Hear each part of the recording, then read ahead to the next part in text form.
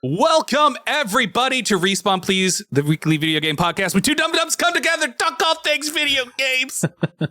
But today, you're either celebrating or you're not celebrating. Because Xbox, Microsoft has come out on top. But before we get into all that, we have a bunch of stuff to talk about. Elle? Oh, yeah. How's it going? Doing well. I'm doing good. I'm finally back from my trip. Me and my partner went out to LA. And we're checking it out.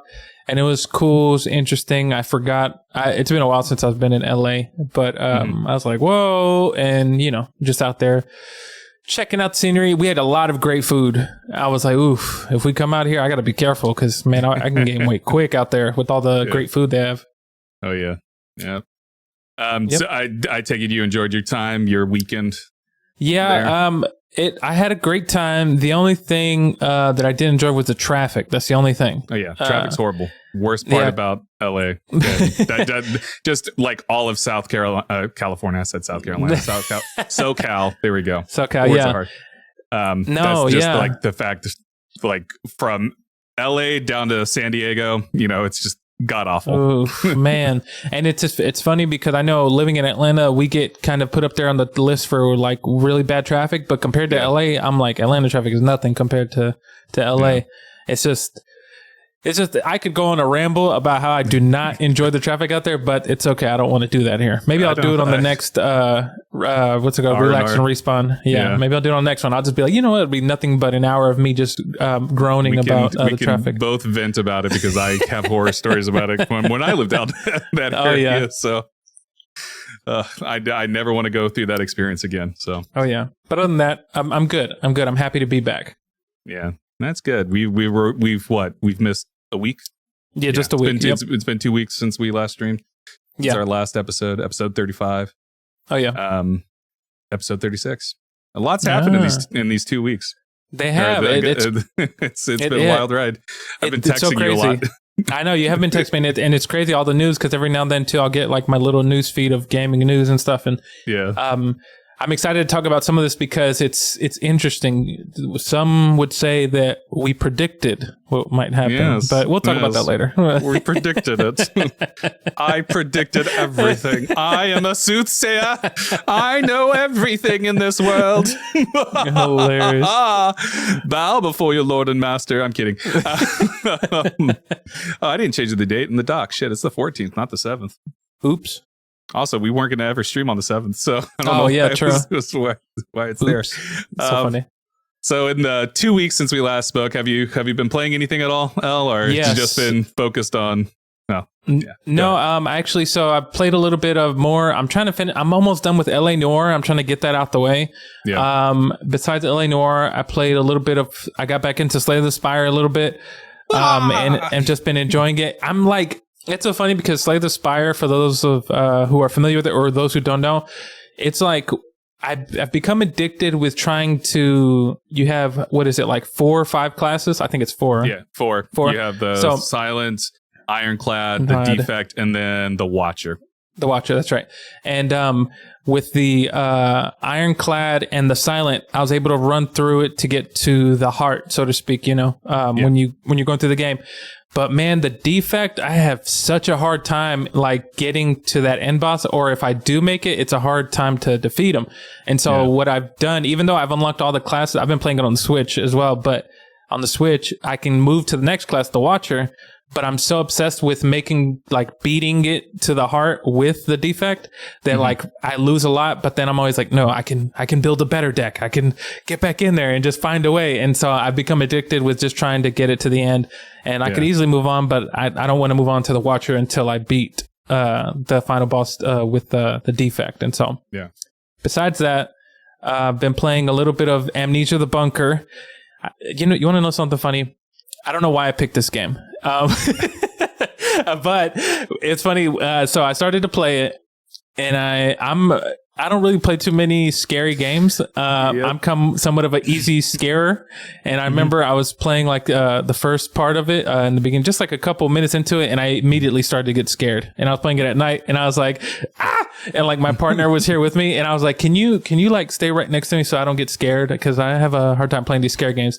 And we were both like trying to slowly ease our way into it. She's watching me play it, but it's funny in a good way. I'm having somewhat of a good time with it, but I still have to go through and finish it. Yeah. And besides that, I think that and a little bit of Mario Kart 6. And so. Oh yeah. You mean Mario Kart 8? Yeah, sorry, Mario Kart 8. Sorry. Oops, it's like 6. But yeah, that's was the 6 the Wii one, right? I think it was the Wii one. Yeah. No, I'm sorry. Like you just bust out the Wii and playing that. Exactly. I've been going through and trying to get all the trophies of like the being in first place for all the CCs and stuff. And so that's what I've been playing. Have you tried the new map packs they dropped Wednesday? I want to say. No, I haven't got to them yet. Okay. Yeah. I played them. I started playing as Petey Piranha because Petey Piranha, one of my favorite characters. Yeah. Petey Piranha going to become my main now.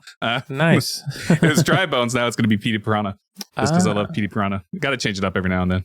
Oh yeah, you know? Yeah. But other than that, that's all I've been playing. A little bit of this, a little bit of that. Yeah.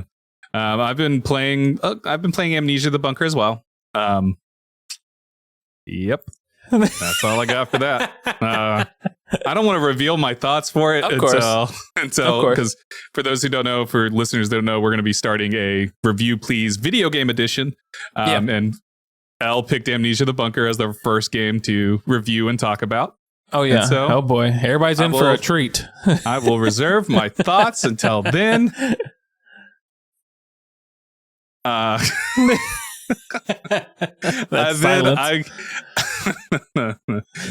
are my thoughts, man. Silence, exactly. Yeah. But I've also been playing Ghostwire Tokyo. I started playing Ghostwire Tokyo because I don't know if you like follow the Game Pass like challenges to do and stuff. Oh yeah. They the Game Pass, like they give you Microsoft point things so you can then eventually like pay for Game Pass if you want. And one of the challenges was to just play Ghostwire Tokyo. That's all it was. You get like 50 points if you just play Ghostwire Tokyo. So I was like, you know what? I'll play Ghostwire Tokyo. And I was like, I'm just going to start, like, I do this thing where I just start the games and then shut them off because I don't have any intention to actually ever play them when it's like, just play this game. I never actually have really real intention because they just give you the 50 points if you just start it. But I started playing it, and then next thing you know, it's like the only thing I'm playing, and I'm so focused on it, and I beat it. Wow. So, not a particularly great game. It's a good game if you want to just like get distracted. Story kind of sucks, and the gameplay's fun though. So that's all I really got for Ghostwire Tokyo. But I don't regret playing it or anything like that. It's definitely like one of those games. Like Ghostwire Tokyo came out to like 7s and 8s and all that, so it's like middle of the road reviews and stuff. And I would agree with that. It's like I would give it like a 3 out of 5 on our skull scale that we haven't used in a while. I would give it a 3 out of 5 or like a 6, 7 out of 10. It's just an okay game. It's not amazing. It's not going to blow your socks off. But if you want to just have a chill time that can occasionally be scary, but it's not really scary. It's just every now and then there's like a creepy thing that happens.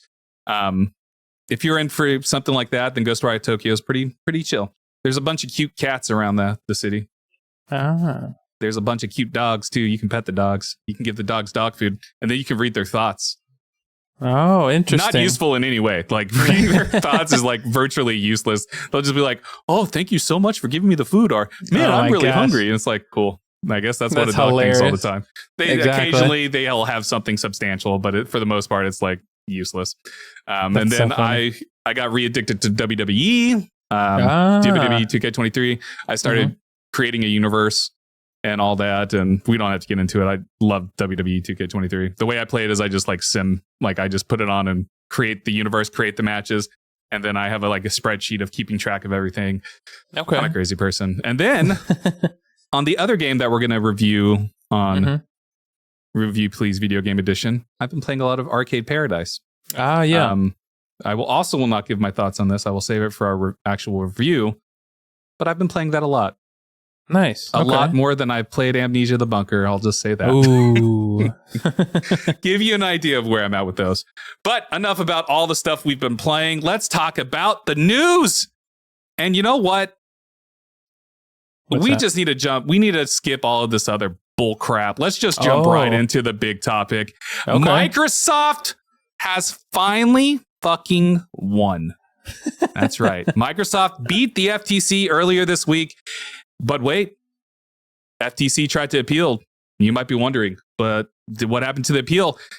About an hour ago, before I texted Ell this, and about an hour ago, breaking news. Ninth Circuit Court denied the FTC appeal. So Microsoft is clear to go ahead with closing if they want to. They still have CMA stuff they have to deal with and all of that. But here in the US, Microsoft pretty much is in the clear. They can pretty much close the deal.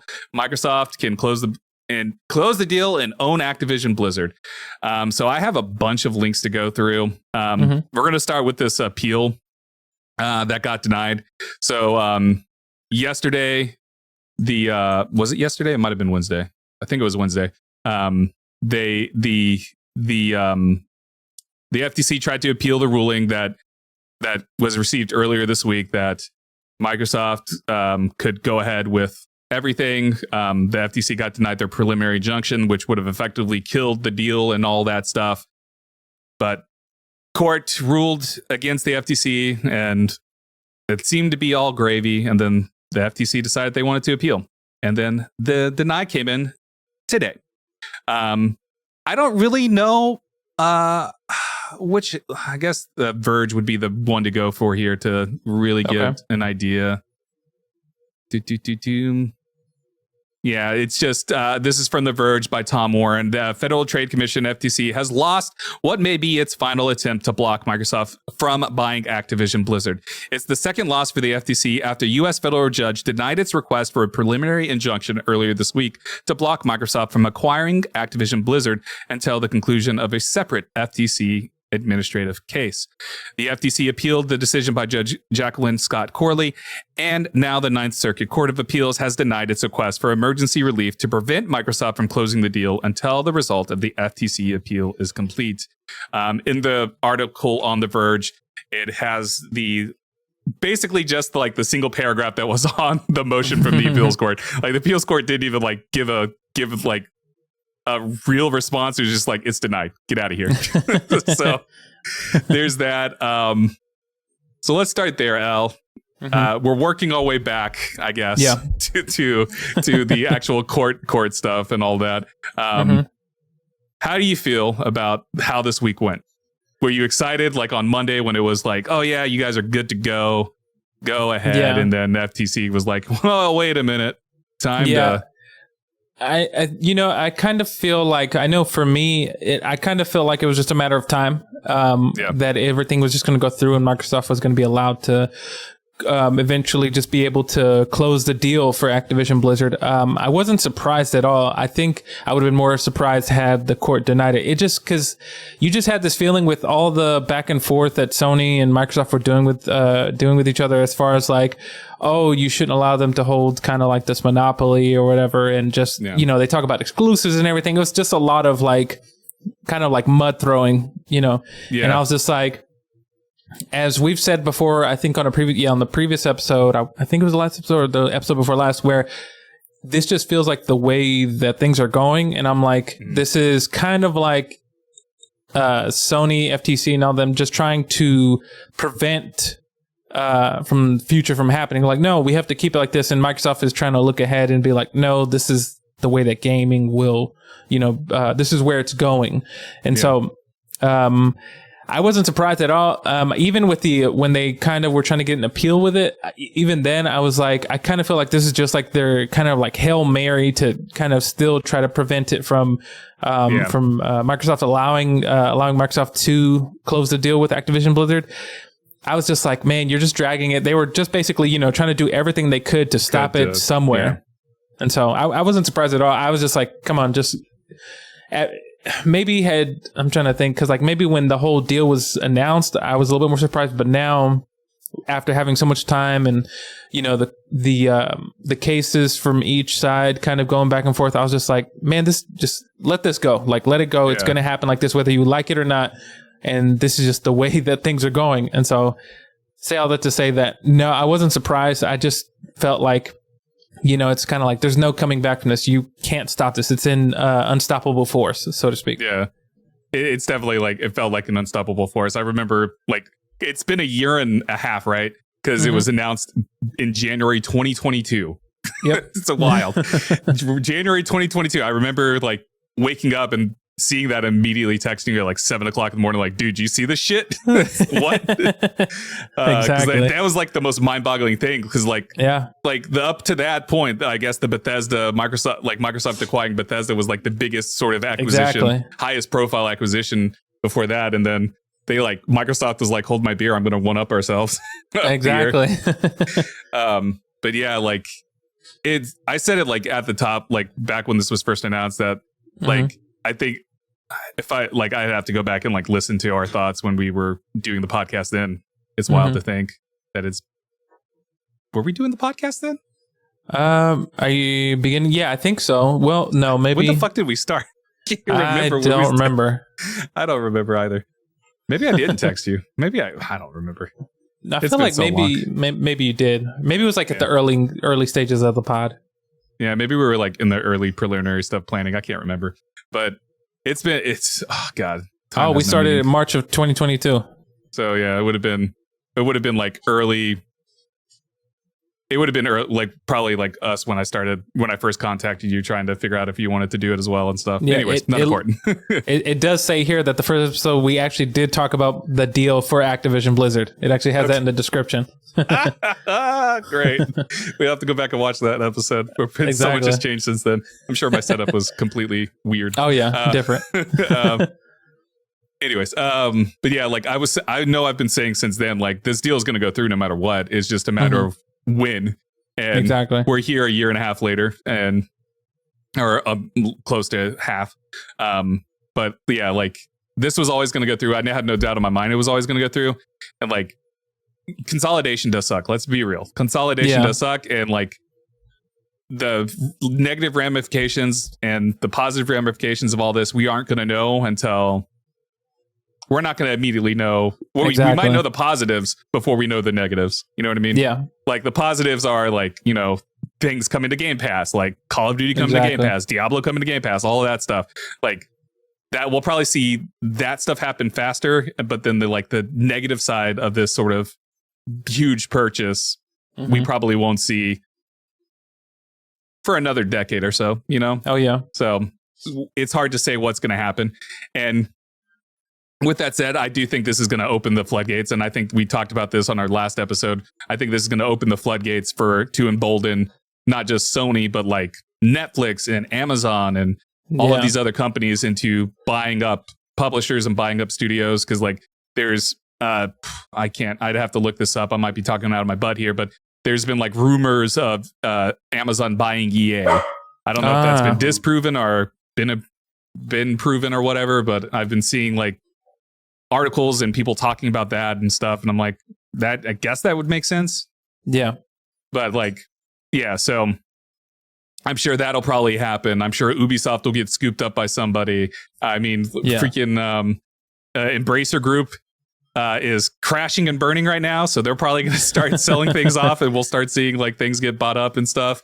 So I think it's just a matter of time, and like, it sucks for this to happen, and consolidation does suck. I mean, look at the film industry, look at the music industry. Oh yeah, film and music are both heavily consolidated. There's only like 3-4 big labels in the music industry. There's only 3 or 4 big studios in the film industry. Exactly. That's the way it's going to happen with the video game industry, probably. And that's going to suck. It's going to suck majorly. And we're going to have issues like the writer strike and the actor strike that's going on right now in the film industry. So, it's going to suck. But at the same time, there might be positives that we see. And it's really hard to say. But with all that said, I know I just rambled on. Apologies for that. But this definitely was something that I figured was going to happen. And like, it just feels weird because the FTC... I listened and I followed folks on Twitter to like get updates for the FTC trial. And I always felt like the FTC was more focused on how this deal affected Sony rather than focusing on the consumer and how it was going to affect the consumer, because like the FTC's job is supposed to be protecting the consumers, Yeah.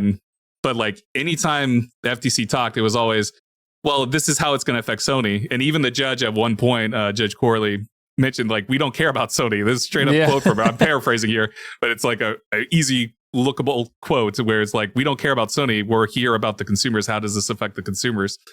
And the FTC didn't have an answer to that. And it's like, I feel like if the FTC would have come in and actually with a defense on the consumer side and not Sony focus, I think that would have changed this whole thing up. Yeah.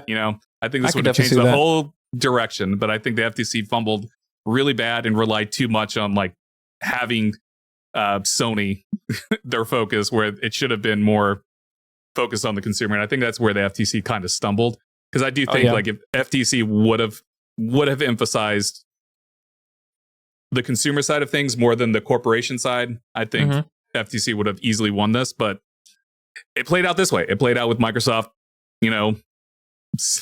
being able to tear apart their whole thing with FTC's defense with when it comes to their reasoning with Sony and all that stuff. So it is what it is. Definitely. I am surprised the FTC decided to appeal. That did surprise me, because it just like seemed so clear that they were going that, like, just like the judge's ruling, and like we'll get into that here in a second. Earlier this week just felt like so finite that it was like, why would FTC even try to appeal? Because it's clear that they're gonna lose, and they did lose. So yeah, it's wild. It's just been a wild 2 weeks of like following this religiously, texting you a lot about it, giving you quotes that I heard and stuff, and just be like, this shit's wild. And just like all the weird information that we got, and not even weird information, but all the business side of things that we would not ordinarily hear about, like emails being written by the CEOs of these companies and stuff. It's like, ordinarily we would have never gotten that, and we're probably never going to have an opportunity like that again until like someone tries to buy the next big acquisition. Maybe Microsoft tries to buy EA, who knows? But exactly, like we probably won't have information like that until another case like this, if there's another case that ever gets brought up by the FTC like this. So it's just it's been a fascinating look on the business side of things for all of this.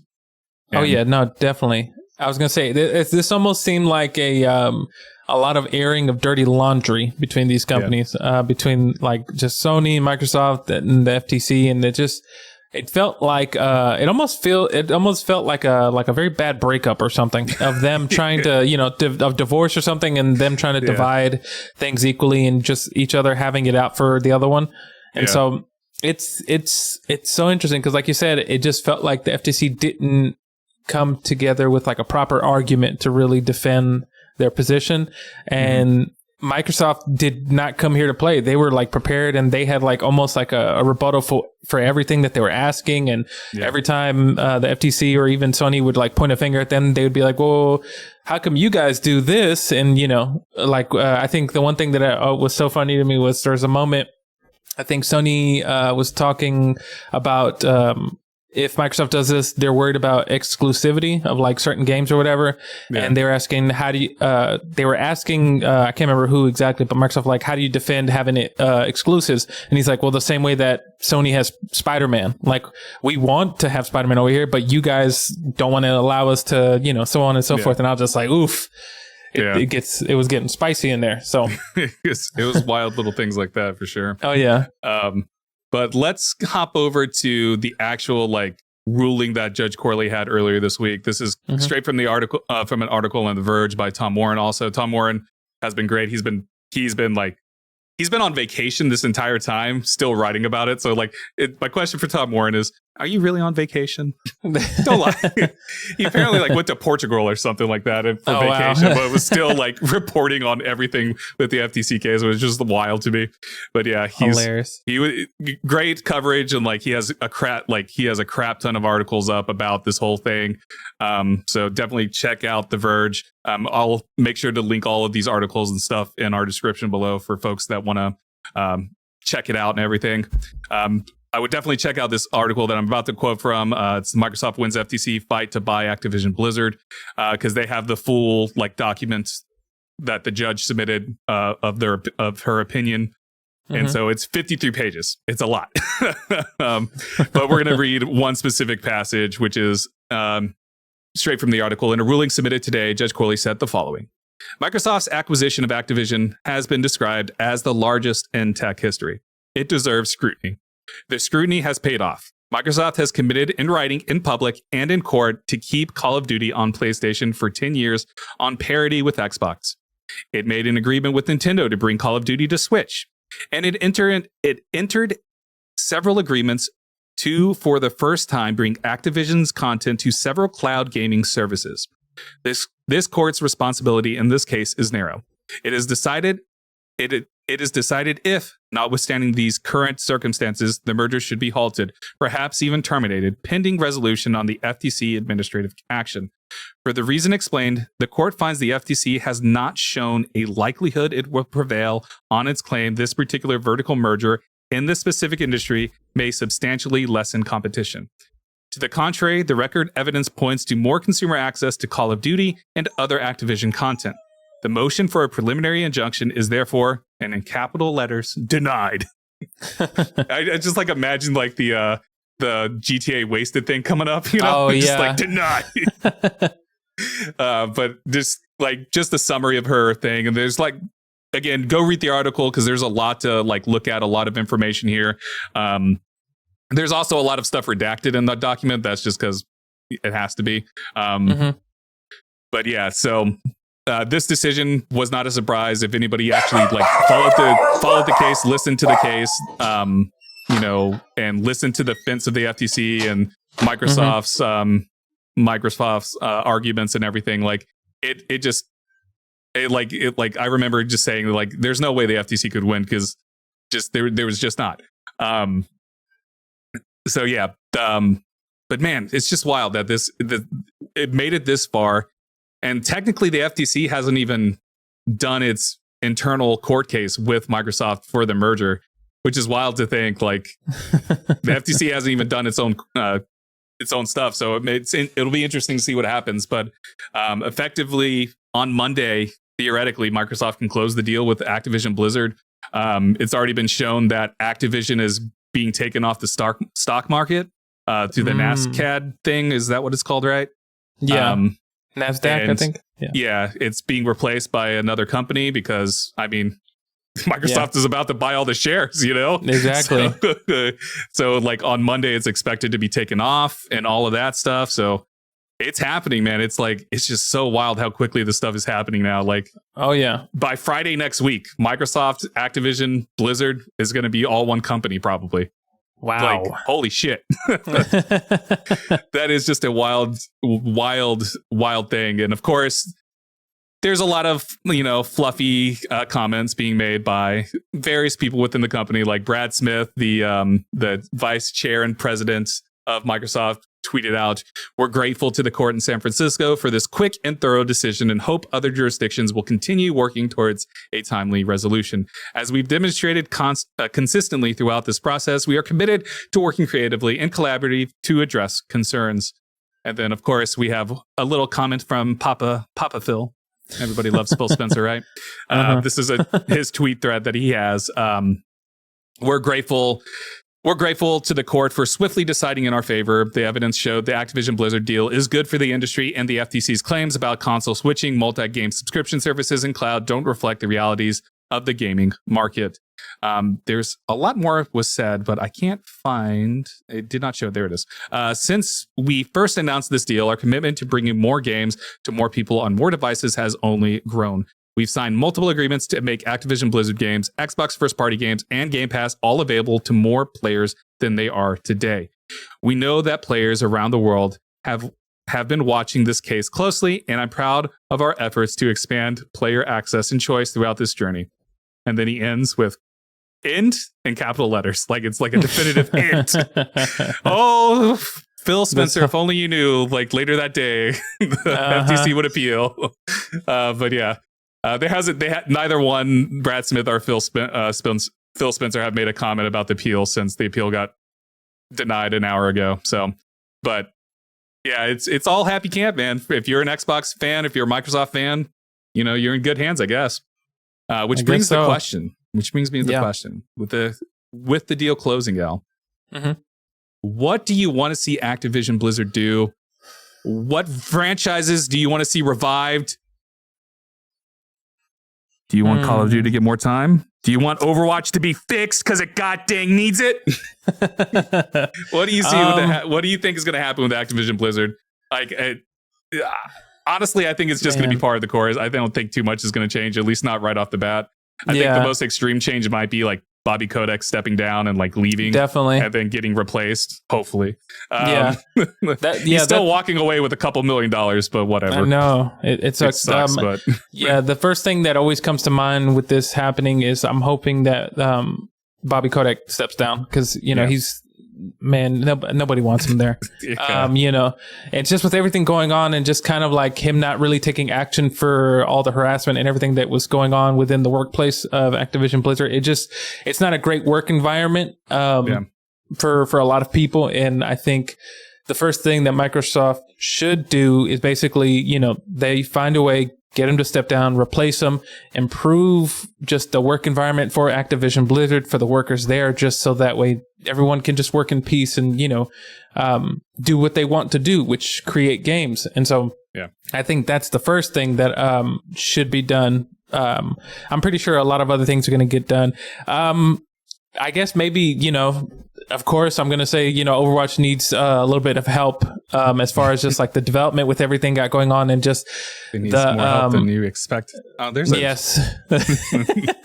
And so it'd be cool if they got a little bit of help from Microsoft, just as far as like, I don't know, maybe like giving them more people to help, just help with everything going on with the development of just all these seasons and just so that way nobody's like in crunch time or anything like that, or like just overworked. I think that's like the main thing. Other than that, I really don't care too much about Call of Duty, so I really can't say too much. It's been a long time since I've played one. What? It's the greatest game ever. That's the other thing about the whole case. Why did they focus on the Call of Duty so much? That's the other thing I had an issue with. I was like, there's so much more to the Activision Blizzard than that, and like, they completely ignored the mobile space, which like Candy Crush makes more money than anything else in the world. So exactly. It's like, whatever. Anyways, so funny. I think what they should do is bring back Spyro, make a new Spyro game. No. That's what I was thinking. More Spyro. More Crash Bandicoot. Not as Skylanders, right, though? Not as Skylanders. Yeah, no. Did you ever play Skylanders? Did you ever watch the show on Netflix? No, I missed it. It was actually kind of good. It was actually pretty decent. Oh. Spyro was pretty funny. But okay. Yeah. So I say maybe Spyro, more Crash Bandicoot. Maybe I can do without Crash. Fuck Crash. I like Crash. Crash is actually pretty cool to me. Other than that, we'll probably, to be honest, what will probably happen is we'll probably get a lot of well, I don't know if we will. I was gonna say remasters of older Call of Duty favorites. Maybe like a Black Ops 2 or something. But other than that, hopefully maybe this will give room for like people to develop new IPs, something that is worth playing. That's like definitely, because after a while, sometimes would you see more in the indie side of the gaming industries? You see a lot of new IPs that are really great. I mean, we had Tunic. Tunic. Tunic was great. Inscription, kind of, sort of. That was like great when it came out. All these great kind of, ideas. Sort of. What do you mean, kind of, sort of? Inscription's perfect. No, definitely. No, I was saying because they had a little bit of help. But Inscription, definitely, like Inscription 2. Come on now. I just want 2.1. 2.1. They just skip over 2. They go to 2.1. They're like, what happened to 2? What is the 1 coming from? Exactly. But I hope that this allows for maybe like more room to just develop new cool IPs. Because I think, after a while, it kind of gets stale with playing the same thing over and over, or just like, the next iteration of whatever, whether it be Call of Duty. And if you like it, no knock on you. But I think what's always cool is allowing new ideas to come out and develop. And so hopefully those are just some of the things that I think should happen and probably will happen. And I think like my big thing, like besides the Bobby Kotick stuff, is like freeing up the developers, because there's so many developers under Activision Blizzard, specifically Activision itself, that just like focus on Call of Duty, like Toys for Bob, a couple other things and stuff. And it's like freeing them up and letting them go create something that's not Call of Duty. because like Toys for Bob did the remaster for like Spyro and stuff like that, and like sold really well, and Crash and all that stuff. And it's like, let them go back to making those if they want. Like, why use them only to? Why are you using so many studios to just make Call of Duty? Which, understandably, Call of Duty is big. There's no argument there. Like, it makes a lot of money and stuff. It makes sense. But like, you know, it'll be interesting to see if like they open the floodgates. Do you want to see Tony Hawk come back? You know. Oh, that'd be cool. Like, we had the Tony Hawk remastered, right? Like a year or 2 years ago, 3 years ago, somewhere around there. At some point in the pandemic stuff, Tony Hawk came back. So like, let's bring Tony Hawk back. You know, I'm interested in seeing like if those studios get freed and allowed to do something other than Call of Duty instead of just like making it the Call of Duty machine over and over again. Oh yeah. I think that's like the most interesting aspect for me is like, what IPs could they bring back? Would they bring back Prototype? I don't know if you remember Prototype. Yeah, I remember Prototype. We've talked about this before. True Crime, you know, that was an Activision. Man, I forgot about that. Oh, that'd be great. Bring that back. Yeah, I remember us talking about that like months ago. So like, yeah, just there's like so much they could do, and like hopefully Microsoft would explore those options and explore stuff like that, and being like, yeah, you want to work on something, let's do it. Instead of just being like, no, you got to stick to the same old nonsense of you got to work on Call of Duty, you know? Oh, yeah.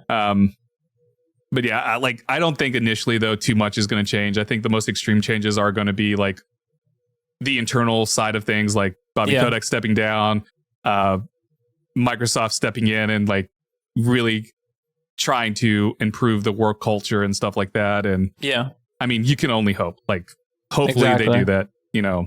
But we'll see what happens there. But yeah, I don't have too many big expectations because I think like maybe, you know, by the end of August, we'll see like a bunch of games get added to Game Pass or something. Maybe. Yeah, definitely. But like, I don't honestly see that as being an important thing. So no, definitely. I'd say I'd give it maybe like 5 years before we even see like the inclination of like big change before the start of it, so to speak, just because it's going to take like, development cycles and stuff. Yeah, development cycles and stuff. And I think it's going to take a while for us to actually truly see it. So like you said, I think the immediate stuff will just be a lot of internal workplace type of things. Like you said, Bobby Kotick stepping down.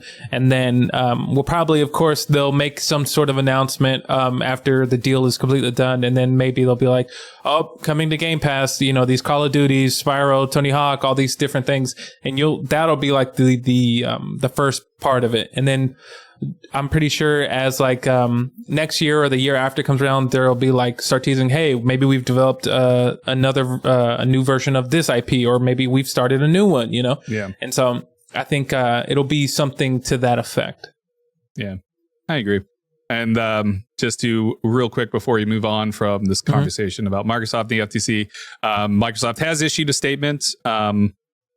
I'm reading from Tom Warren's Twitter feed right now. Microsoft has commented on a court denying the FTC's last-ditch attempt to stop Microsoft buying Activision Blizzard. Quote, we appreciate the Ninth Circuit's swift response denying the FTC's motion to further delay the deal. This brings us another step closer to the finish line in this marathon of global regulatory reviews, says, end quote, says Brad Smith, vice chair and president at Microsoft. So they are on the ball and they know what's going on. And again, we'll probably start seeing all the finalization on Monday because like the deadline is Tuesday. So the deadline for closing is Tuesday. So it's like undeniable. Like it's going to either happen on Monday or like early Tuesday, you know? So crazy. The CMA right now is the only place that really is going to prevent it. But even then it's like they're going into a review on Monday. This is also from Tom Warren. Again, most of my stuff is from Tom Warren when it comes to the Activision Blizzard stuff. This is a quote from him from 26 minutes ago. All eyes are now on the CMA and the Competition Appeal Tribunal case management conference on Monday, July 17th at 2:30 p.m. UK time, 9:30 a.m. Eastern time, and 6:30 a.m. Pacific time. We should get a better idea of how this deal could close in the UK. So yeah, there's a big little conference thing happening between the CMA and Microsoft.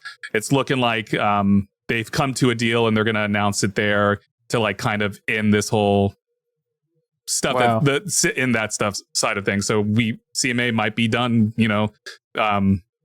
We'll know exactly what that means. I saw like I've been seeing like rumors that Microsoft has been cutting the deal with like removing like cloud gaming and all that, and all that stuff. So we'll see what happens. We're going to be talking about this again next week, probably. So, probably. This is like a never-ending conversation when it comes to this stuff. So. But crazy. Is it wild to see that there's finally a finish line? Like it's right there. Yeah, because like it's so funny because like now that we can kind of see that finish line, it almost feels like I said the other day, we first started talking about the announcement of this deal. Yeah. Even though it's been about a year, almost a year and a half, and it's like, wow, like you said, going back, the first episode of this podcast, we talked about the announcement of the deal, and it's just like, whoa, here we are, like it's a year and a half later, and it's like, finally, it's coming to a close. But also, we prefaced it that it was going to take a while for this to go through because of how big and how crazy the deal was. Yeah, and it's coming through. Now the question is, does Microsoft pump the brake, like put on the brakes and go, you know what? We're going to wait. Or do they go, let's double down. Let's get Sega. Let's get Square Enix. Let's buy Nintendo. Now, that would be a monopoly right there. That would definitely be a monopoly. That's going into monopoly territory. But do you think they pump the brakes and they're going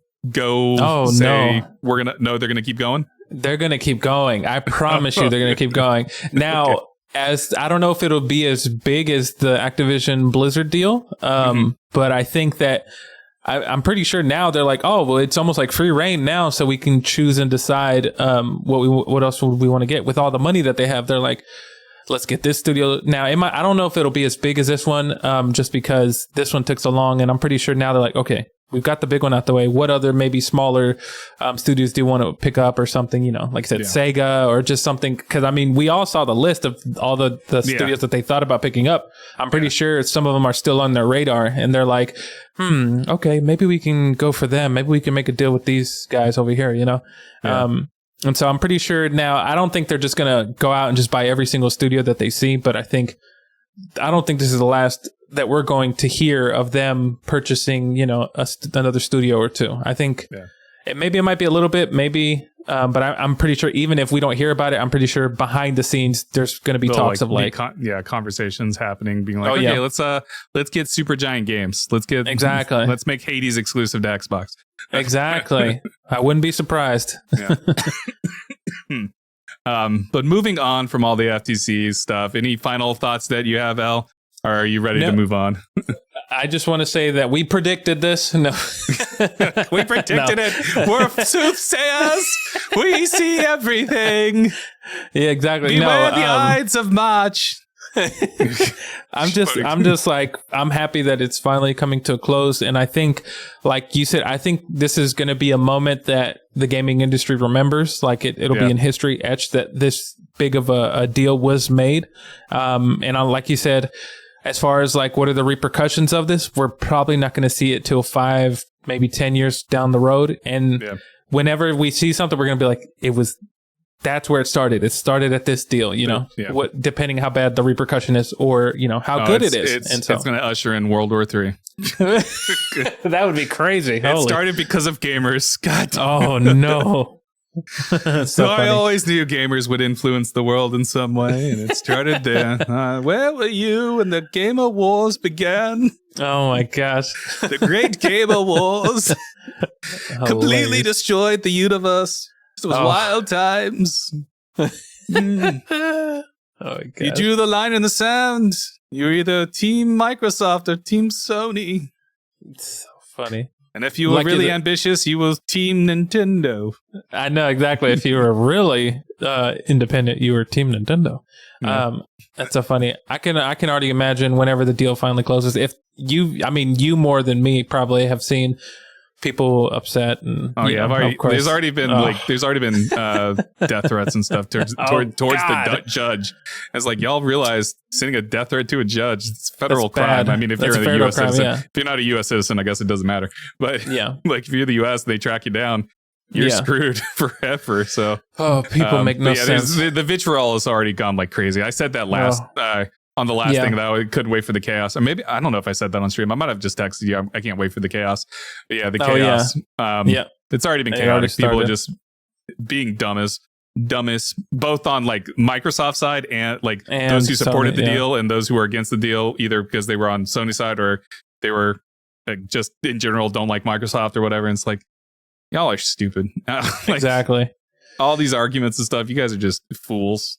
Like the writing was on the wall from the beginning, and I don't know how you didn't see it. So, yeah, I agree. This is going to be an industry defining sort of situation. This is going to be one of those big pillar moments where you look back and you go, "Yep, that is what changed the trajectory of the course of this industry."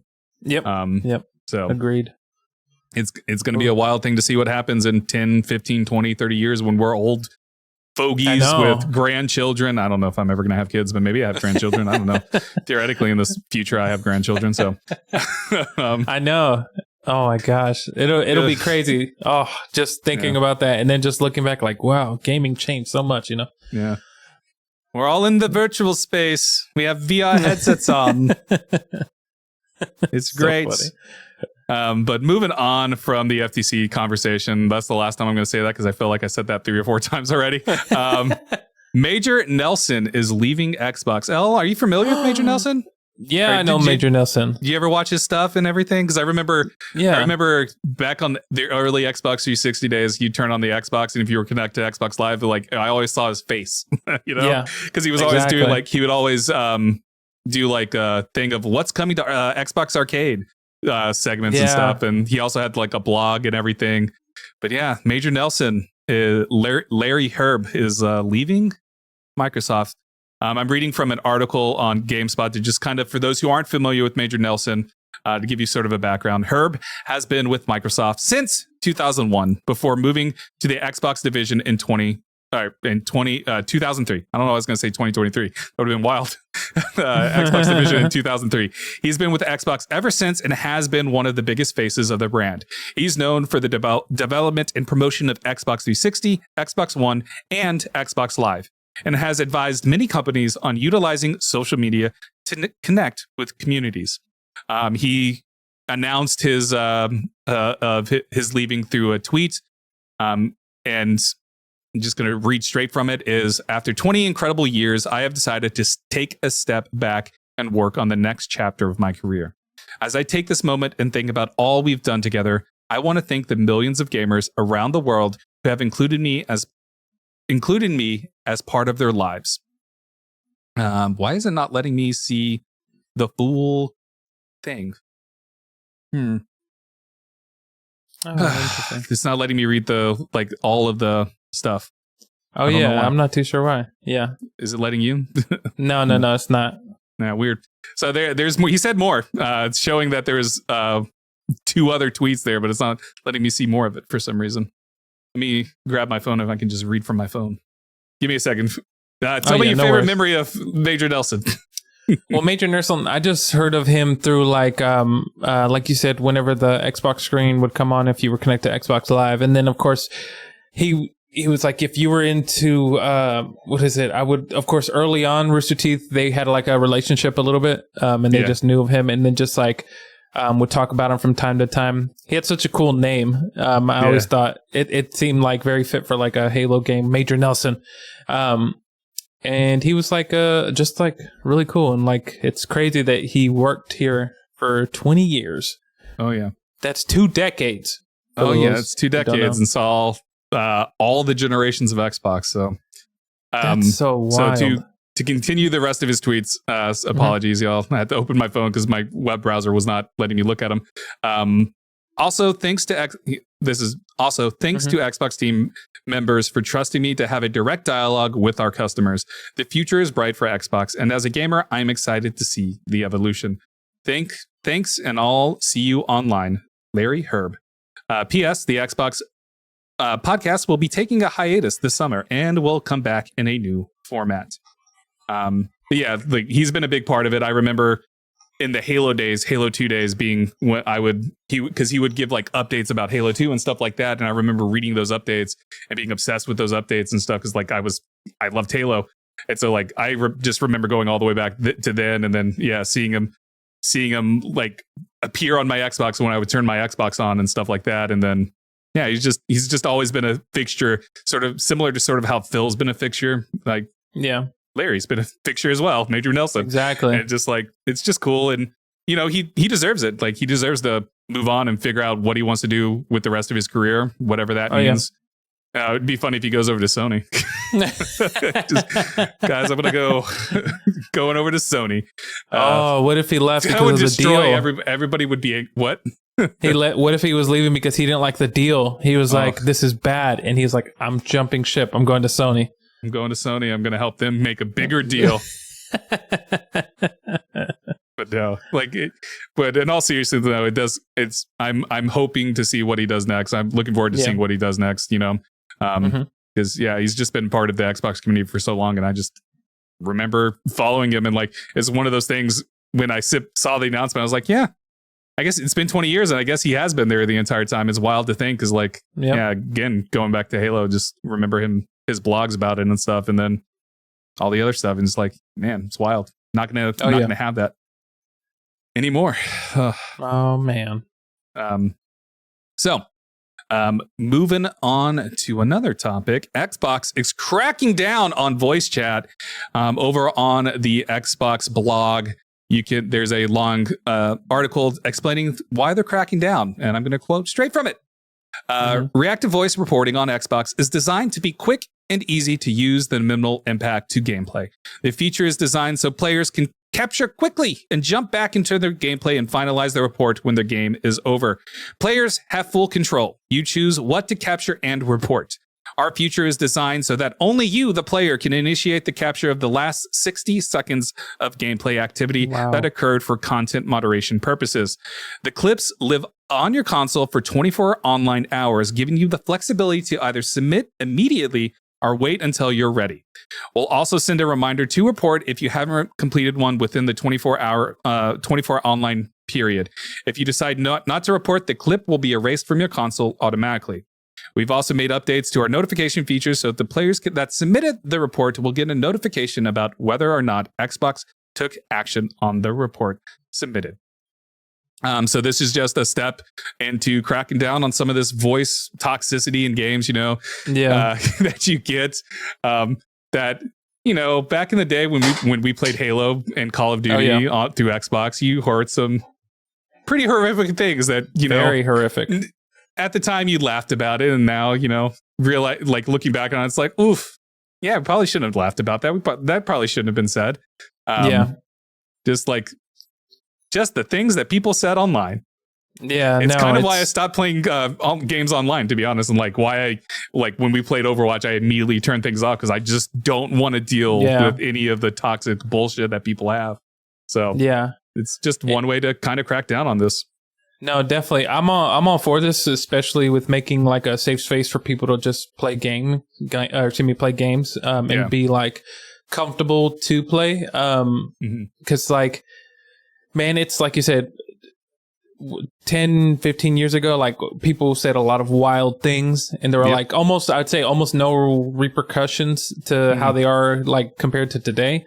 But I'm all for it just because, like you said, like occasionally, like, of course, I play online games, like I'll play Overwatch 2, and like people just say crazy things sometimes.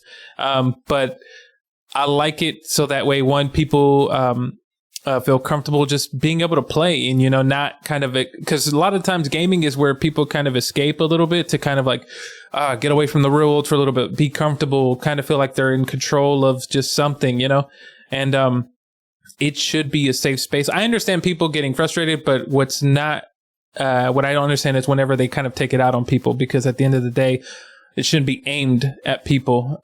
No one is like, you know, it just, I just don't understand it. And so I'm all for this. Like, I'm all for reporting people like that are saying very like crazy things and just making gaming uncomfortable for others, you know? Yeah. There was like, I don't know if you remember this. This happened a couple of months ago when we were playing Overwatch, and we had that person telling another person to just go kill themselves, that they deserve to die. I don't know. Like, that happened while we were on stream, like while we were recording. I was like, dude, this is fucking horrible and uncomfortable. I had to like turn chat off because I was just like, I don't want to deal with this bullshit. And so it's like, it's things like that definitely 100% need to get reported. And hopefully this will make a safer space for all these games. I know there's already people going, this is bullshit. And like, there's also people going, oh, do we really know if they're like erasing it, or is it just always monitoring you and blah? It's like, you guys are going into like conspiracy stuff right now. Yeah, exactly. It's you're making this something more than it needs to be. And I mean, maybe they're right. I don't know, but probably not, so. My whole thing to that and the whole conspiracy thing is like, if you have a cell phone, I mean, literally, like they already listened to you. Yeah. There are like, there's literally nothing. It's like with just how technology is nowadays, and imagine what it'll be in like 5-10 years. Yeah. They literally have everything. I mean, if you have a social media account, most of the time they have a lot of information on you, Yeah. And so I don't kind of like, I don't understand that perspective, because I can understand them think, oh, what if they're sure? Well, then you're going to have to remove a lot of technology from your life if you're going to want to, be away from the ears of the government or whoever, so to speak. Yeah. But my thing is, listen, just either get with the times or don't come along. That's that's what I felt like. It's like this is how it is. The same way that the FTC was trying to block Microsoft. I'm just like, either get with the times as they're changing or get left behind. That's just how it's going to be, I think.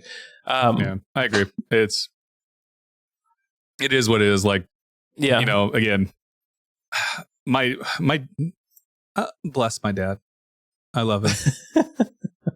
But he's like, he takes this weird stance where he's like, oh, I don't like using Facebook. I hate Facebook. But then he has Facebook Messenger on his phone because he wants to message people. I'm like, Dad, you do realize how stupid you sound when you say, oh, Facebook is horrible. Facebook is like, you're using Facebook Messenger and they have a lot of data on you just through that. Yeah. Like, what is wrong with you, Dad? Anyways, but yeah, the Xbox, like, I'm happy with Xbox going in this direction. I don't think this is going to make me want to turn on voice chat in games at all. Of course. But, of course. Whatever. I'll happily sit in silence and play my video game. Don't need to hear people in my ear if I'm playing any multiplayer game. Yeah, so. I'm the same. I don't really care for, like, the most that I'll do is I'll probably just do like chat. But and that's like almost rare sometimes because like I like to enjoy it by myself. But no, definitely. But I think it's good for those who are like young and they're coming up, and like, because there's a lot of stuff that I'm just like, people shouldn't be exposed to certain like just things that people say. And so my thing is, this is good for those who are joining the group chats or the team chats and stuff like that, or just whatever. But yeah, I agree. So moving on now to our final conversation of the night, and it's the ID at Xbox Showcase hosted by IGN. This happened on Wednesday. Was it Wednesday? Yeah, July 11th. That was a Wednesday, right? Nope, that was Tuesday. I don't know what days are anymore. But IGN hosted ID at Xbox Digital Showcase, and they showed off 20 upcoming games. I have a couple that I want to talk about, but Ell, I want to ask you, were you able to look at any of the ID at Xbox Showcase stuff, or did you? I don't think I texted you that was going on, so I missed out on that one. That's the one I missed. Yeah, it was decent. IGN brought a good like energy to it, and just they kept going through it. There was occasional awkward moments where it's like, okay, when you didn't really need to say that type of thing, but it was enjoyable. There was a lot of cool games, a lot of indie games that looked awesome. The one I'm gonna just list the ones that stood out to me. I forgot to hook up my computer to the Elgato, so I won't be able to like show trailers. Oh well. The first one that stood out to me was Dreamers, and I'm reading straight from from a Xbox blog that has all of these games listed in it. But Dreamers, we are thrilled to introduce Dreamers, an exciting new adventure game coming to Xbox Series X and S and Xbox One, developed by PlaySys, which invites players to embark on a captivating journey filled with wonder, puzzles, and unforgettable stories. Set for release on September 1st, this visually stunning game features a colorful, low-poly 3D graphic style that exudes charm and uniqueness. Dreamers features 3 protagonists, a curious boy, a brave girl, and a visionary robot, as they form an unbreakable bond of friendship and take on daring escapades together. Expect a refreshingly unique main quest, numerous side quests, mini games, and upgradable vehicles. Pre-order is open on July 9th and will offer a 10% discount. There's also a special demo if you pre-order. The trailer looked cool. There was a lot of humor in the trailer. where it would start talking and be like, imagine this, and then go, wait. Actually, imagine this. Wait. Imagine this. Wait. No, actually, let me tell you what really happened type of deal. Oh my gosh. It looked cool. There was a lot of charm. I like the visual style of it. It kind of looks like, almost like doll-like. The characters and stuff like that look very like Lego-y doll-like. I don't best way to describe it. But yeah, it looks really cool. I'm interested in playing it. Another one is I didn't put this on the list, but if for anybody interested in the Jackbox party packs, I don't know, are you a fan of those? Yeah. They're introducing 2 new games called Time Jinx and Hypnotorious. So the description for Time Jinx. What would you do if you had a time machine? Would you go back and try to fix some or travel to the future to see who you've become? No. You'd use it to play a high-stakes trivia game. Introducing Time Jinx, a trivia game about the things you know you knew. About the things you know you knew. You'll play the role of a time traveler who meets up with friends for trivia night at the residence of our host, Jerry Rigg. I hate that so much. But this is not your typical game night filled with tattered cards and stale pretzels. Jerry may not care much about you, but she does care about creating an immersive trivia experience. And then Hypnotorious is a game where you and your fellow players take part in a virtual stage show where you host a mysterious hypnotist, where our host, a mysterious hypnotist, gosh darn it, these words can't come out, mesmerizes you, then gives you a character to play. Are you interested in either one of these? Are you a fan of Jackbox? Do you like playing Jackbox at all? No, Jackbox is definitely fun when you're having like every now and then, like I'll go over someone's house and they have like Jackbox gaming where there's the one that you can do with like a presentation, and you work as a team, and that's like always super fun. And so there's always like click it out there for a sec. You're like losing connection on my end. Oh, I have no idea what's going on. Yeah, I'm not. Yeah. Okay. It looks like you're fine now, but yeah, you're freaking out for a second. I was like, whoa, Jackbox heard me. No. Yeah, Jackbox said no. We don't want Ell to tell us about his experience. Shut up.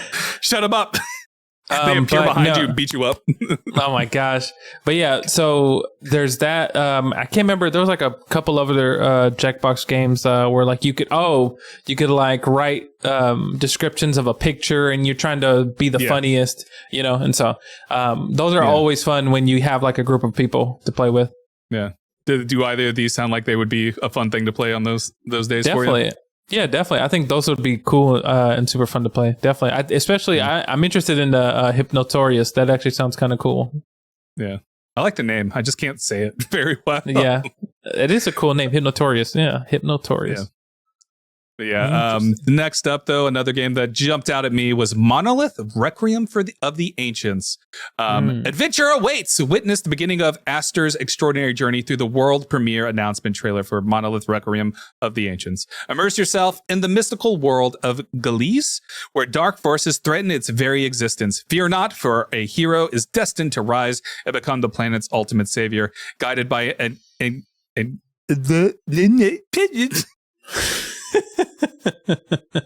I can't say this word. Enigmatic.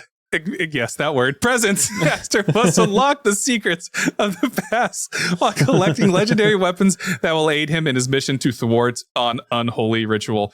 So I was watching the trailer for this, and I thought it looked cool. It has very much like Zelda Breath of the Wild, Zelda Tears of the Kingdom vibes to it. I was like, I think this could be a really good like hit if it lands right. I think this could easily find an audience because like the game looks cool, like visually, and it looks like it's taking after like Zelda and stuff like that. So definitely I would recommend go watching the trailer because I do think this is probably the standout trailer for me during the showcase because it just looked gorgeous. Next up is Scarlet Deer Inn. This one just seemed cool. Scarlet Deer Inn is an embroidered narrative. Why are the E-words throwing me off? Narrative platformer. Players will experience an emotional story. I got emotional, right? An interesting cast of characters, a dark dungeon full of monsters, and branching dialogues leading to optional backstories and bonus locations in a unique mix of adventure game and fast-paced platformer. The game stands out with its actually embroidered character frames, and a hand-painted backgrounds inspired by Studio Ghibli movies, Slavic folklore, and medieval Europe. The Studio Ghibli movies is what stand out to me. Like I could definitely see the inspiration for it. It looks like it reminded me a lot of Pentiment, that came out back in October. And so that's why I was interested. Why I was like, ooh, this looks cool. Like the way it was playing and stuff. I was like, oof, this is giving me major Pentiment vibes. It doesn't sound like it's going to be like heavy on the RP, the role play side of things, like Pentiment was. But yeah, I'm still interested in checking this out because like the art style looks cool. You tell me it's about Studio Ghibli, and I'm like, I'm all in because Studio Ghibli is great. So this looks great. Sounds great though, and I'm definitely interested in seeing what this game ultimately does. So a game that I have my eye on. They also showed a new trailer of Sea of Stars. Also announced that there's a demo. It was on the Xbox. I don't know if it's on Steam. It might be on Steam too, the demo. Let me check real quick. Yeah. Is it on Steam as well? I think it is on Steam because I know I played the demo on the Switch. They have a demo on the Switch. Oh, they have a demo on the Switch too. So yeah, there was a demo everywhere. Yeah, you can play the demo everywhere. They just specifically said Xbox in this article because Xbox. Yeah, it makes sense. But yeah, you can play Sea of Stars demo everywhere. Did you like the demo? Did you play it? Oh yeah, definitely. Man, I had so much fun with it. Like I said, this is one of the games that I'm just waiting for so I can get my hands on it, and it'll probably take up a lot of my time. But I can't wait till it comes out next month. Yeah, day one. Freaking Game Pass. I've pre-installed it. I don't know why. It doesn't come out for like another month, right? So it's ways to go. Still got another month. But yeah, I too enjoyed the demo. I didn't fully play the demo because like they came up with the message being like later on in the adventure. I'm like, you know what? I already know I'm gonna enjoy this, so I don't need to keep going because like I'm sure like. In the actual game, you're going to get that filler part where it's not like where they don't advance you to the pirates and all that. So yeah, I was like, you know what? I'll just stop here because I think I get the idea and I already was excited about this, so I'm not too worried about it. The next one up is Stray Souls for me. Stray Souls is a horror game. It's no secret that the team at Jukai Studio are huge fans of Silent Hill series. And has no doubt been a major influence on Stray Souls, which is also why we're extremely excited to announce that we're collaborating with the legendary Akira Yamaoka. I'm pronouncing the last name wrong. I apologize. As a special guest composer. Akira's work on Silent Hill is iconic, and we are honored to have him contributing new original music to Stray Souls soundtrack. The trailer looks cool. It's scary. Mm-hmm. I think the Silent Hills composer is the highlight of this for sure. It makes it stand out, but it also gave me the creepy EB vibes. So it does. I actually watched a trailer of it, and I was like, immediately, I was like, oh, I'm creeped out. This is very scary. Yeah. So maybe it's a game we'll play. I don't know. Maybe. Next up is Stumble Guys. Stumble Guys. Let's talk about Stumble Guys for a second. Elle, I need you to go watch the trailer right now. All right. Let me see. Hold on. Then while you watch it, I'm going to the descriptions. Stumble Guys. Players will soon discover the joys of stumbling when Stumble Guys races to console. The fast-paced, frantic, and highly social fun of Stumble Guys will launch first on Xbox, giving the game's massive community more ways to play with friends in an epic quest to be the last stumbler standing. Stumble Guys is a worldwide phenomenon on mobile, known for its accessible and competitive play style that is constantly evolving with varied events, tournaments, and imaginative levels. Stumble Guys regularly adds new mechanics, offering stumblers more ways to cross the finish line, whether on foot, in vehicles, or through high-stakes, fast-paced, first-person stumbler mode. The game is enjoyed by tens of millions of players every week and was one of the top 10 most downloaded apps in the world in 2022. Xbox players can pre-register now on stumbleguys.com to join the party. Oh my so, gosh! This is safe to say that this is just a clone of Fall Guys. Of course, it's definitely almost a 1-to-1. They do add some unique stuff to it, like the vehicles and all that. But yeah, I remember seeing this, watching the trailer, and I was like, "This is Fall Guys. The fuck?" Literally, you have Fall Guys and Stumble. Like you literally. Oh my gosh! I say we try this out. Wait, you don't have an Xbox. It's only coming to Xbox. Never mind. Whoops. So, well, you could play on your phone, and then we could just play that way. Oh, yeah. Just sit there and just look at your phone the entire time. But yeah, I've included this because I was like, at first I was like, man, I doubt this is going to succeed. But then I saw that it is one of the most played games on phones and stuff, on mobile and crap like that in the app stores. Crazy. So I'm like, I guess there is an audience for this. We'll see how well it is on like Xbox and PC and stuff when it comes out. But yeah, wow. That's crazy. There are some levels in that trailer that I'm just like, they just took this straight from Fall Guys. What the fuck? Yeah. That was my reaction, and that's where I'm sticking with that. Next up is Vampire Survivors. I don't think I need to talk about this, but the big news is that Vampire Survivors is getting a local 4-player couch co-op mode. So cool. Are you excited about that, El? Yes, that makes me so excited. When I looked at this, I was like, oh my gosh, because I love Vampire Survivors. Are you going to get your partner to play with you?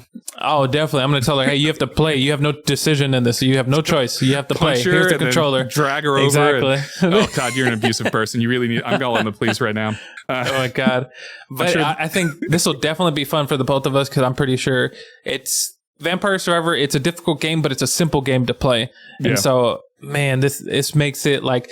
What I really want them to do is also do online co-op. That'd be so cool. Just to do that, I'd definitely play that with like you or just play with everybody. And so, man, that's so much fun. Yeah, I do want to highlight this one line at the end of their description. Like every good co-op game, Vampire Survivors will also offer opportunities to test your friendship and stretch the definition of the world's co-op. So does that mean I can freaking murder my own people? Whoa. You want to know what's exciting about this, El? What's that? Is that we can actually play together via Steam. Because I can share my game with you. Oh yeah, and like how we did, WWE. WWE, yeah, we can do that with Vampire Survivors as well. Oh, that'd we be can dope. do the couch co-op via see what the deal is. That's what when I first thought, I was like, Elle and I could try this out and see if it works. I'm into it. Yes. Let's do it because I freaking love Vampire Survivors. So. Oh yeah, I'm down for it. So yeah, nice. And then the final game the other one that stood out to me that I was like, this looks absolutely gorgeous is Worldless. Worldless is a stylized 2D adventure platformer with turn-based combat and a mind-bending interpretive narrative. I don't know what I was trying to say there. This interpretive narrative. Players will walk the line between physical and astral planes with a shapeless world, embarking on a journey of self-growth where the possibilities are infinite, the challenges are immense, and the transcendence awaits those brave enough to embrace the unknown. The trailer for this, absolutely flippin' gorgeous. Yeah, it looks real gorgeous. Yeah, watch it. It's beautiful. This is the other one that stood out to me. Wow. The Wordless and the what was the name of the other one that I already forgot? I just passed it. Oh, Stumble Guys. No, Monolith. Requiem for the Ancients. I was gonna say Monolith, Requiem for the Ancients, and Wordless were the two that stood out to me the most, like trailer wise, because their trailers just look absolutely gorgeous. There was another trailer too that I liked, but I've already played it because I own it on PC. I own it through Steam, which was Everspace, which is just an arcade space game. Like the trailer for it, phenomenal, but I've already played it, so like I don't care. I already played it through Steam, so I was like, I don't really care that it's coming to Xbox with Game Pass. So yeah, Everspace though, worth checking out if anybody likes space combat stuff and enjoy just space things, you know. Nice. So yeah, some incredible like visuals in Everspace for sure. But did any of these games stand out to you as I was going through them? Oh yeah. So definitely Worldless looks really dope. The art, oh man, the animation in there, it looks really cool. So that's definitely something I want to check out. I see that they have a demo on Steam, so you can play the demo. Of course, Vampire Survivors news, that's amazing. That's great. Even Stray Souls, which is kind of scary. I might play it in the daytime. I'll never play it at night, but I just scare so easy. Of course, Sea of Stars is cool. The Scarlet Deer Inn, the art style of that looks so beautiful and gorgeous. A lot of these games like stood out to me. Even Monolith, even though it does give me that Legend of Zelda vibe from it, looks cool. And I think that's about it from what I remember. Yeah, I think that's it. Are you going to become a stumbler?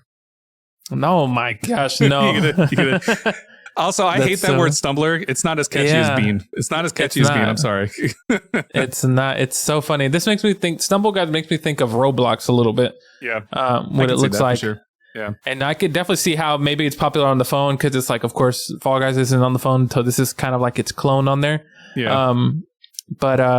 No, I will not be a stumbler. I'm okay. They don't want to be a stumbler? Come on. You don't want to be a stumbler? You don't want to at least give it like one game a try or two, you know? No. I mean, maybe I'll give it a try or two, just, I don't know, for the pod or something, but we can stick to Beans. We can stay Beans. We don't have to. I'd rather stay with Fall Guys. I'm sure this isn't me trying to like talk bad about Stumble Guys or anything. I'm sure it's great. Oh, yeah. I'll stick to what I know, you know? Exactly. There was a couple other games too. I'll go ahead and just mention them quickly. Axiom Verge 2 got shown off. Birth, which has this weird like stop motion style to it that looks weird to me. I don't know. It was it was off-putting to me. It scared me. That's why I didn't like it. Oh, it does look scary from the art of it. Yeah. I'm like, oof, I'm scared of this one. And then Hellboy Web of Weird. Interesting. If you're a Hellboy fan, I guess. Then Karateka, which is a like fighting game, kind of. Okay. I don't really know how to explain it. It did look interesting to me. Myth Force I am interested in, but I've also played it already, so I'm not too worried about it. It's a roguelike adventure with player co-op. It's been on Steam for a while. Okay. Yeah. Myth Force though is cool. Rain World Downpour, Roman Sands. The Second Wave got shown off. Solace State got shown off. And the Texas Chainsaw Massacre was the other one that I do think looks cool, and it's going to come to Game Pass and everything as well. Oh yeah, I watched.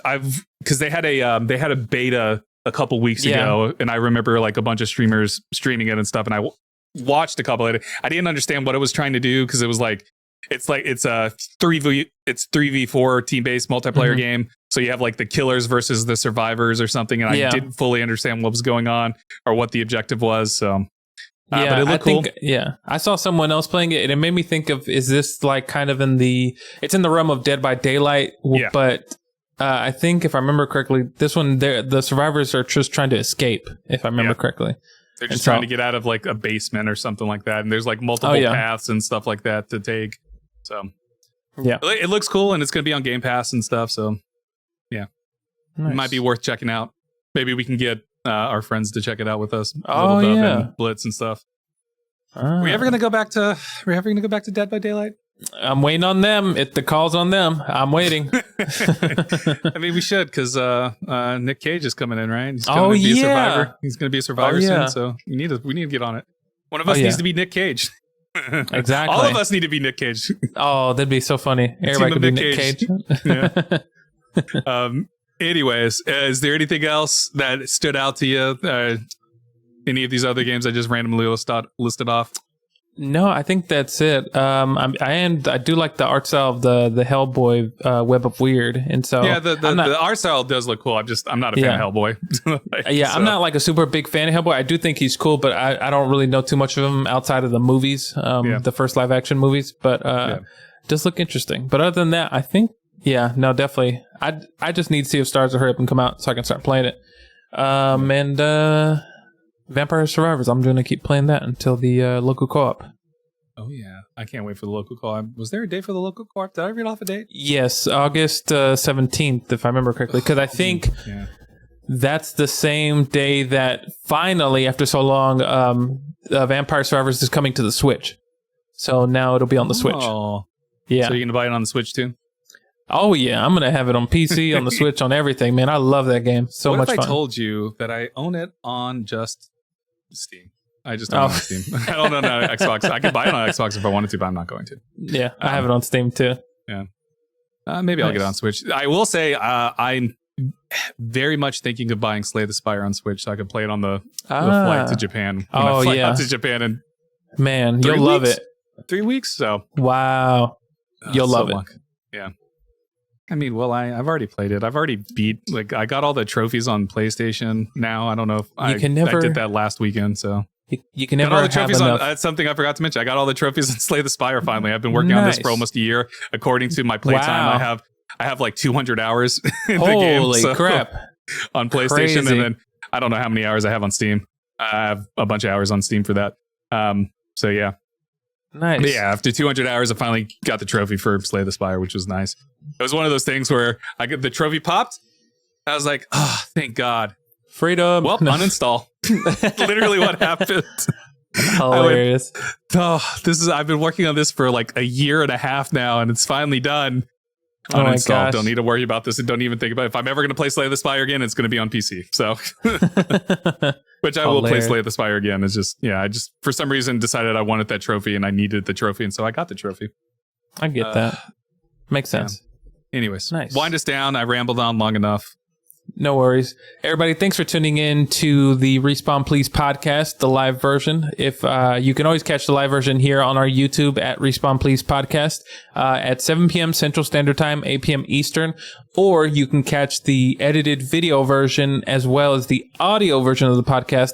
They release on Mondays at 9 a.m. Eastern Standard Time. The video edited version is available here on our YouTube, and the audio version is available everywhere you get podcasts. Just type in, whether it's Spotify, Apple Podcasts, Google Podcasts, just type Respawn Please Podcast. We'll pop up right there. Make sure to follow, rate, and review. Also, make sure to follow the podcast on Instagram and TikTok at Respawn Please Podcast. Subscribe, hit the bell icon, be notified of our future videos, and also the future episodes of our Review Please Anime Edition, which the last episode we reviewed Kakegurui. Also, we just released an episode for the Relax and Respawn podcast that came out about a week ago, I think. Yeah, it was the first week. It was the first Friday. Yeah, exactly. So last week, the video version for both of those is available on the YouTube here, as well as the audio versions available everywhere you get podcasts. And be on the lookout for the other Review Please video game edition. And can't wait to hear what Jesus has to say about Amnesia, the bunker. Let me tell you about a little game called Amnesia, the bunker. Oh, wait, we're out of time. Tune in next time. Oh, my God. Bye.